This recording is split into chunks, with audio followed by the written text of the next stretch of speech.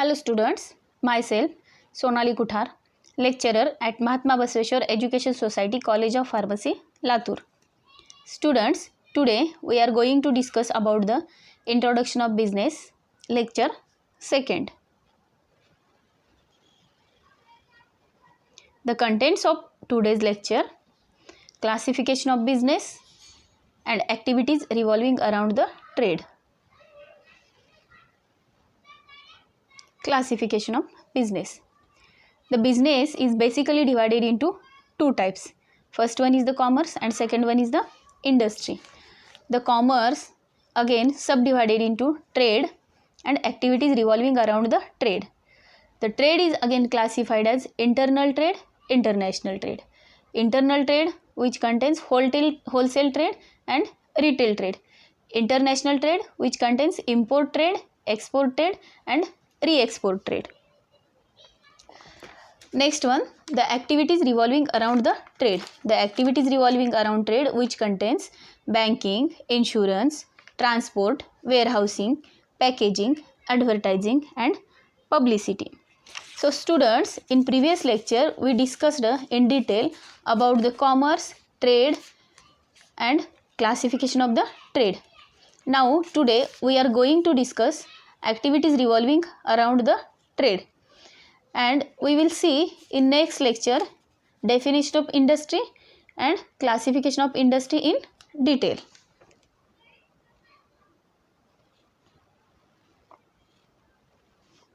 So activities revolving around trade. The activities revolving around trade are also called as the aids to trade or auxiliaries to trade. Definition: the commercial activities which are revolving around the trade and boost the trade are called as aids to trade or auxiliaries to trade. The activities revolving around trade, which contains transport, banking, insurance, warehousing, packaging, advertising and publicity.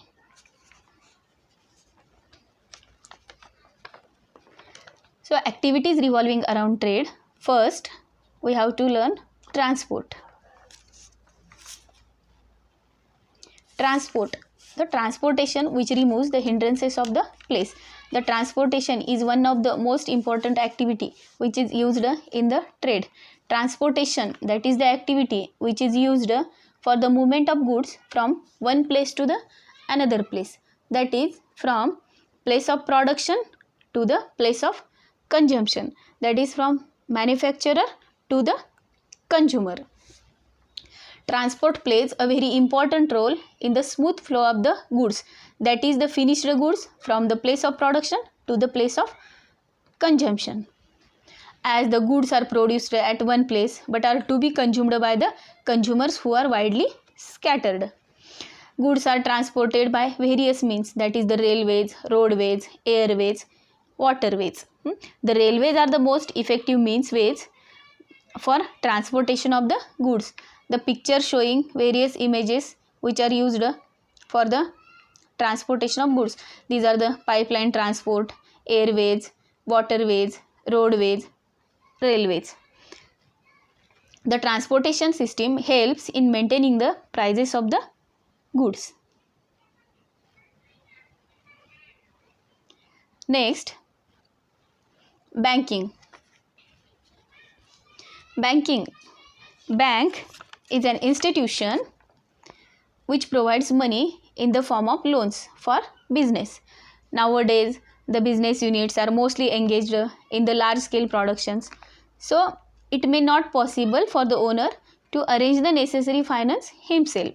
Thus, the bank provides money in the form of loan for purchasing the raw materials, for purchasing the machinery, for production and for marketing. Thus, the banking system prevents the problem which are arising due to the finance and credit. Banking removes the hindrances of finance and credit. A large amount of money which is required for the production and marketing of the goods. Thus, the banking system provides the following services to its customer, which provides the money in the form of loans to business.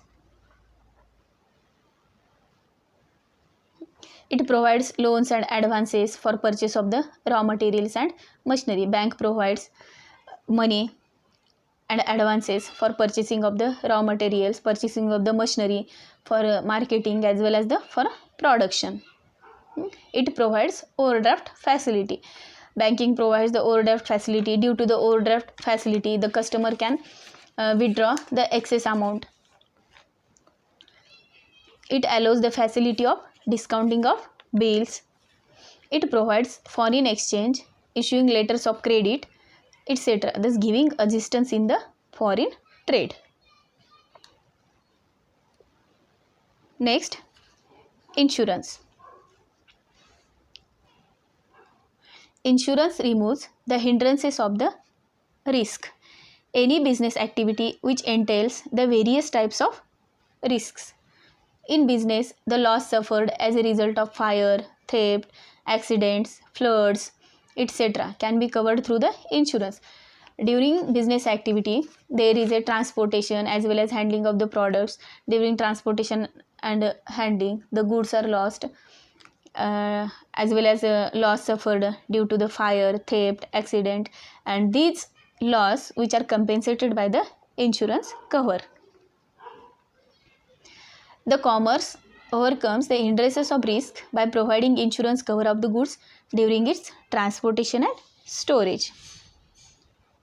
There are various types of insurance, namely fire insurance, marine insurance, life insurance, and general insurance. The life insurance provides payment to the insured person on expiry of a specified number of years on his death. The fire insurance covers the risk of loss of products due to the fire.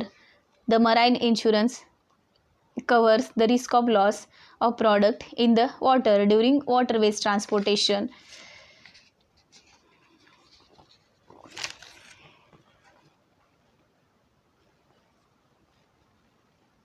Next, warehousing. Warehousing removes the hindrances of time. Warehousing are the places used for storage of products. The three types of warehouses which are used to store the goods, that is the private warehouses, public warehouses, and bonded warehouses, which are used to store the goods in proper packaging as well as in proper labeling. The storage of goods is necessary for the following reasons. The storage of goods and the warehouses are used to maintain the stability in prices of the products. The warehouses which are used to maintain the stability of product due to the availability of product throughout the year. To ensure the product availability throughout the year. To ensure the availability of goods throughout the year, in spite of the fact that the same grows or is produced only during a particular season. For example, tincture orange is manufactured when oranges are available, but it is available in the market throughout the year. Next, to ensure continuous availability of the goods in the market, there is always a time gap between the production of goods and its sale. To ensure continuous availability of goods in the market, its proper storage and its proper packaging is also essential. Thus, to maintain an adequate reserve of stock and to eliminate the possibility of delay in receiving further stocks of goods in time as a result of delay in transportation. Next one is the packaging.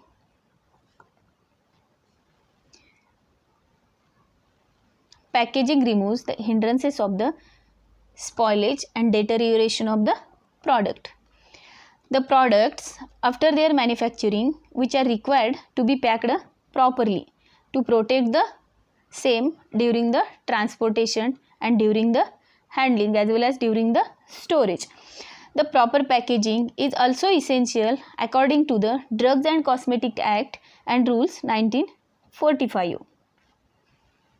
Packaging is concerned with the creation and designing of the proper package for different products. Properly packed products can be protected during handling and transportation. If there is a proper packaging of the products, we can properly handle and transport these products. Proper packaging helps in identification of the product. If the products are packed properly with the proper labeling, due to that we can identify the product easily. It also ensures the supply of product of right quantity, right quality to the consumers.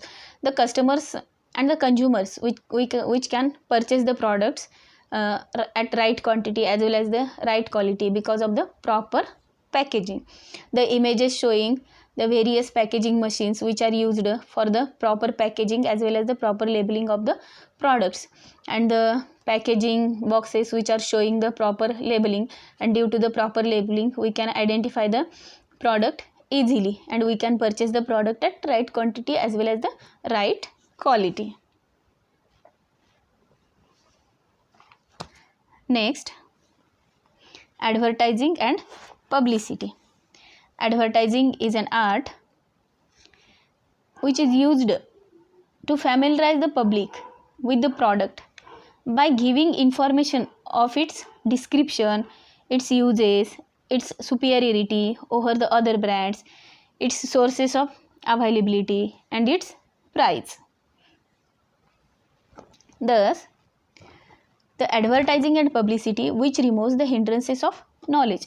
Because of the advertising and publicity, the knowledge is provided and gives information to the public about their utility, about their mechanism, about their uses, their superiority over the other brands.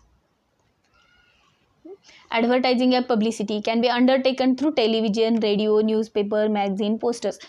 The television, radio, newspaper, magazines, posters, hoardings, these are the various medias which are used to give the message to the public regarding the information of the product. These are known as the advertising media.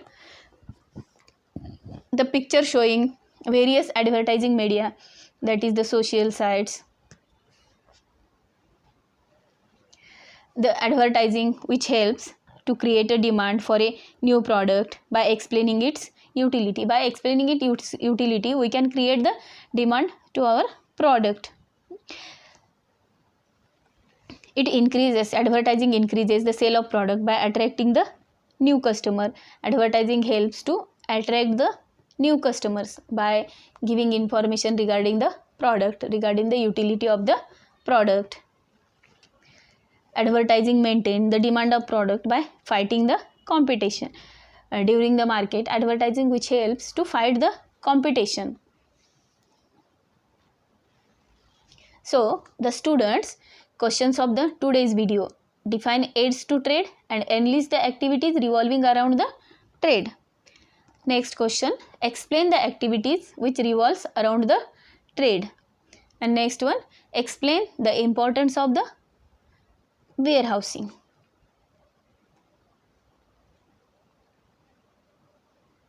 So subscribe our channel by click on the bell icon. Stay home, stay safe, stay healthy. Thank you.